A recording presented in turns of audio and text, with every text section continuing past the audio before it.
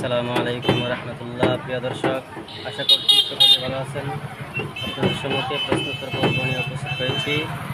প্রশ্ন হচ্ছে, পাত্র বা মগের ভিতরে হাত ঢুকিয়ে উজু করা, পাত্রের ভিতর থেকে পানি আইনা এরপরে উজু করা, এটা কতটুকু শরীয়তসম্মত? উজু হবে কি?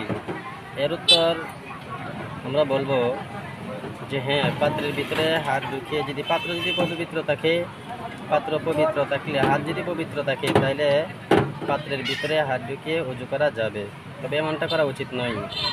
আর যদি হাতের মধ্যে নাপাকি থাকে তাহলে পাত্রের ভিতরে হাত ঢুকাইলে তো পাত্র পানি সহ অপবিত্র হয়ে যাবে। এই জন্যই পবিত্র হাত মগে বা পাত্রের ভিতরে ঢুকিয়ে পানি বের করে এভাবে উজু করলে উজু হবে, তবে এমনটা করা উচিত নয়। ফতোয়ার কিতাব বাদায়ুস সানাই 1 নম্বর খণ্ডের 213 নম্বর পৃষ্ঠার মধ্যে উল্লেখিত হয়েছে।